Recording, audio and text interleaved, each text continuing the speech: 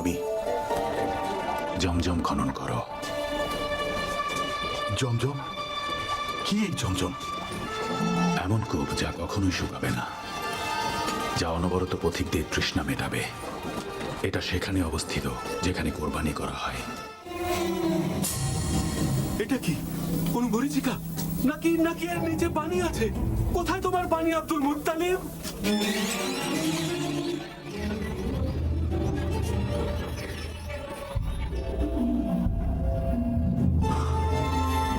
দয়া করুন, ছেড়ে দিন ওকে, ছেড়ে দিন ওকে।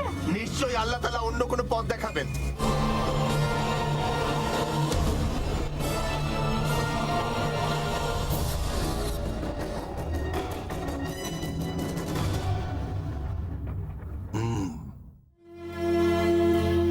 কি হলো আব্দুল মুত্তালিব?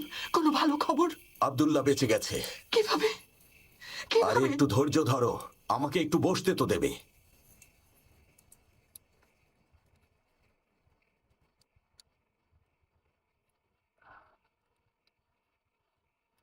যখন আমি হিজাজে গিয়ে পৌঁছালাম, তিনি বললেন, কি ক্ষতিপূরণ দিতে পারবেন?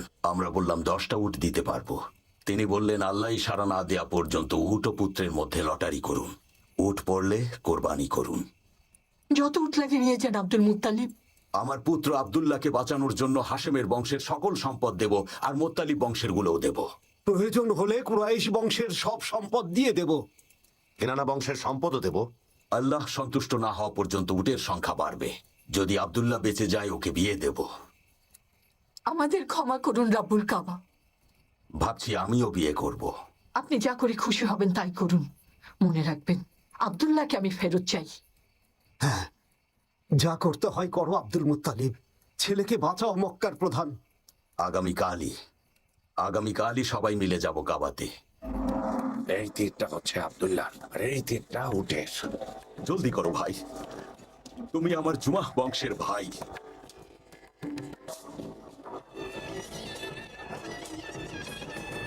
আব্দুল্লাহ, রাব্বুল কাবা আব্দুল্লাহর বদলে এই সদকা গ্রহণ করুন।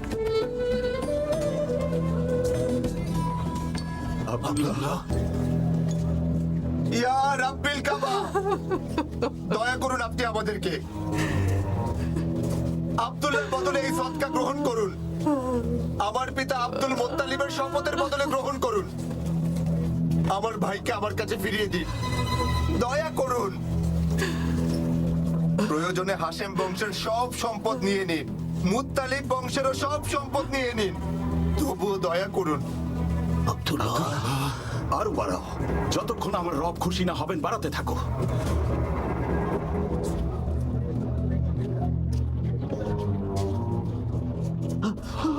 উঠে এসেছে।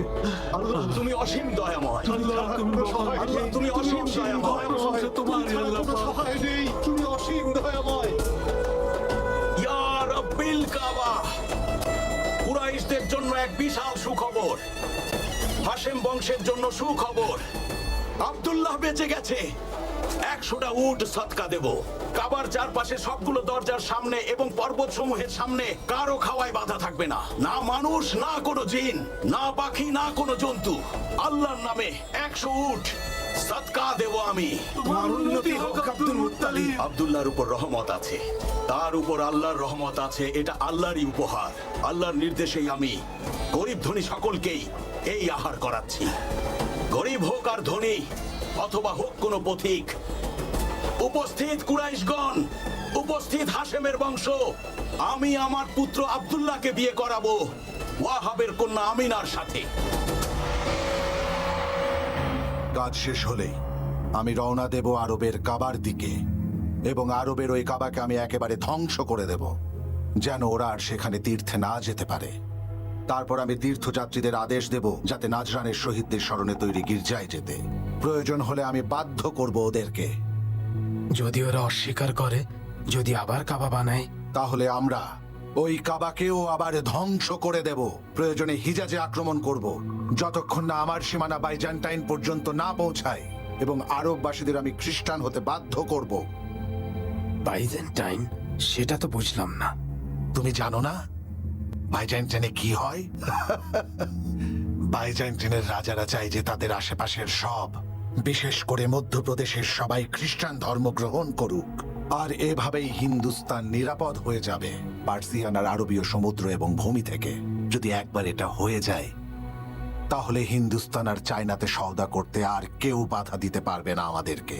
সিল্ক, মশলা, হাতির দাঁত, লোবান সবকিছুই একদম হাতের মুঠোয় চলে আসবে। রাজা এটাই চায়, আমি তার স্বপ্ন আমার হাতেই পূরণ করতে চাই। এটাই এখন আমার জীবনের একমাত্র উদ্দেশ্য। কিন্তু ইথিওপিয়া আর সেখানকার রাজারা কি করবেন? সে আমার কি করবে? ইথিওপিয়ার রাজা আমার কি করতে পারবে বলো? আমি আব্রাহা, ইয়েমেনের রাজা ভুলে যাচ্ছ তুমি? আর আমার সাথে রোমানরাও আছে। ওদের আর আমার ধর্ম এক। আমি আব্রাহা, আগে আমি দালিচ পোর্টে এক রোমান বণিকের কৃতদাস ছিলাম। আমি ওদেরই লোক। রোমান সাম্রাজ্য তো এটাই চায়, গির্জার কাজ তাড়াতাড়ি শেষ করো মাকসুদ। তারপর আরবীয়রা সানাই আমার গির্জায় আসবে। ধীরে ধীরে ওরা এখানে বাণিজ্য করবে, অনেক অনেক মানুষ আসবে, আর আমি ওদের রাজা হব, আব্রাহা। অবশ্যই হবে, আপনার স্বপ্ন দ্রুত সত্যি হবে। হে কুরাইশগণ, আপনারা সবাই এই মক্কার দায়িত্বে আছেন। আমরা সবাই কুশাই আর লুইয়ের বংশধর। আমাদের পিতা গত হয়েছেন। পিতা হাশেমকে গাজ্জায় দাফন করা হয়েছে, আর আবু মুত্তালেব ইয়েমেনে দাফন হয়েছে, আর নাফাল ইরাকে মৃত্যুবরণ করেছেন, আর আব্দুস শামস দাফন হয়েছেন কাবার পূর্ব দিকে। আমাদের শেষ পরিণতিও যেন এমন হয় আব্দুল মুত্তালিব। আমরা কাবাকে মানি। আর আপনি আমাদের সর্দার আব্দুল মুত্তালিব। সবার ভালো হোক। এখানে আসা তীর্থযাত্রীদের খাবার ও পানি দেয়া এবং এখানকার মানুষদের অধিকার রক্ষা করা, সবার হক আদায় করা, এটাই আমাদের দায়িত্ব। কিন্তু আমার পিতা হাশেম যে রীতি চালু করেন তা আর আজকাল দেখা যাচ্ছে না। আমি আবার শুরু করতে চাই। কোন রীতির কথা বলছো আব্দুল মুত্তালিব? আমার পিতা হাশেম একবার কুরাইশ বংশের সকলকে তার বাড়িতে ডেকে বললেন, আমাদের মধ্যে এমন কিছু মানুষ আছে যারা তাদের সন্তান ও পরিবার নিয়ে প্রত্যন্ত অঞ্চলে যাচ্ছেন, নিজের ঘর বাড়ি সব ফেলে, আর সেখানেই ক্ষুধায় মারা যান, তবু কারো কাছে মাথা নত করেন না। কুরাইশ বংশে এমন হওয়াটা খুবই লজ্জাজনক। এমন ঘটনা কুরাইশ বংশে আবার ঘটুক, সেটা আমরা কেউই চাই না। কিন্তু আজ আবার সেই ঘটনার পুনরাবৃত্তি হচ্ছে, এবং সেটা শুধু কুরাইশ বংশের নয়, কিনানা বংশ এবং আহাবিস বংশেও। এর পেছনে আমি শুধু একটাই কারণ দেখতে পাই, তা হলো বীরত্বের অহংকার আর সম্মান হারানোর ভয়, আর কিছুই না। তাহলে কি সমাধান আছে কুরাইশ প্রধান? মাতরুদ আল কুজাই বলেছিলেন, ধনীরা তাদের সম্পদের অবশিষ্টাংশ গরিবদের দেবেন, যাতে কেউ ক্ষুধার্ত না থাকেন। পিতা হাশেমের এই সুন্নাত জারি করব আমি। কুরাইশ বংশের যারা ধনী আছেন তারা গরিবদের নিজের পরিবারের সদস্য করে নেবেন, এতে করে গরিবদের মান সম্মানেও কোনো রকমের আঘাত লাগবে না। আর মক্কার আশেপাশে যেসব গরিব কৃতদাসরা বাস করে, তাদের ব্যাপারে কি কোনো সমাধান আছে তোমার কাছে? ওদের মধ্যে কিছু মানুষ হজ করতে এসে থেকে যায়, আর অনেকেই ব্যবসা করতে এসে নিঃস্ব হয়। তারাও এখানেই থেকে যায় একা। তাদের কি হবে? যেসব গরিব মানুষদের এখানে নিজের কোনো পরিবার নেই, তারা কাবার সদকা দেয়া খাবার থেকে খেতে পারবেন, এবং কাবায় দান করা কাপড় থেকেই তাদের বস্ত্র পরিধান করার ব্যবস্থা করা হবে। হে কাবার প্রতিবেশী, আপনারা আরবের উদাহরণ, কৃতদাসদের কষ্ট দেবেন না।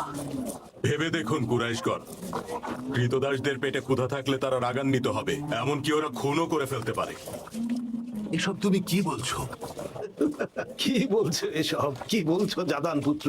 তোমরা তো সোনার থালায় খাও, সোনার পাত্রে পানি পান করো, তুমি এসব বলছো? আমাদের এই এলাকার মধ্যে তোমার মতো ধনী আর একটাও আছে নাকি?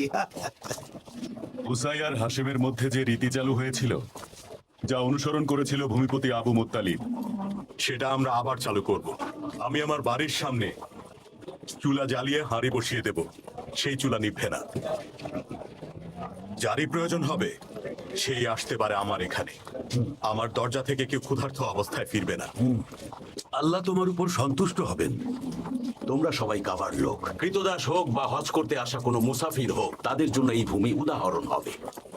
তাই পুরো আরবে তোমাদের দয়াশীলতা, আতিথেয়তা, সাহসিকতা সবকিছুর উদাহরণ হতে হবে। এটাই কথা।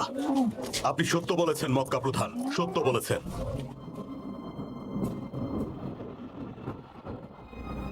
ঈশ্বর আপনার সহায় হন প্রভু। কি দেখছি আসওয়াদ? তোমাকে দেখে এমন লাগছে কেন? কি খবর এনেছো? খারাপ খবর আছে। কি হয়েছে বলো? কিনানার একজন লোক, ওই কুরাইশ বংশের, ওই যে আপনাকে সেদিন জানালো যে বংশের লোকেরা মূর্তি পূজা করে, ওরা আমাদের গির্জায় কিছু একটা করেছে। গির্জায় কিছু একটা করেছে? কি করেছে গির্জায়? আবর্জনা ছুঁড়ে মেরেছে, গির্জা অপবিত্র করেছে। আমাদের হাতে মোক্ষম একটা সুযোগ চলে এসেছে। চিন্তা নেই আসওয়াদ, কোনো চিন্তা নেই আসওয়াদ। আল হিজাজে আক্রমণ করার জন্য এমন সুযোগই খুঁজছিলাম। এবার আমি ধ্বংস করে দেব আরবদের ওই কাবা। আমার কারণও আছে করার। এমন সুযোগের অপেক্ষাতেই আমি এতদিন বসেছিলাম।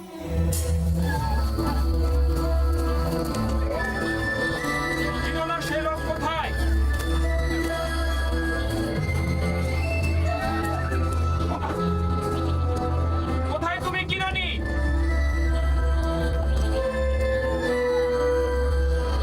বের হয়ে এসো কিনানি। মক্কাকে পাহারা দেওয়ার জন্য কি সৈন্য মোতায়েন করা আছে? জি আছে প্রভু, ইয়েমেনে তো সবসময় অনেক সৈন্য থাকে। ওদের একজনকে নিয়ে আসো, আমি একটু দেখি কাবার মূল্য তাদের কাছে কত।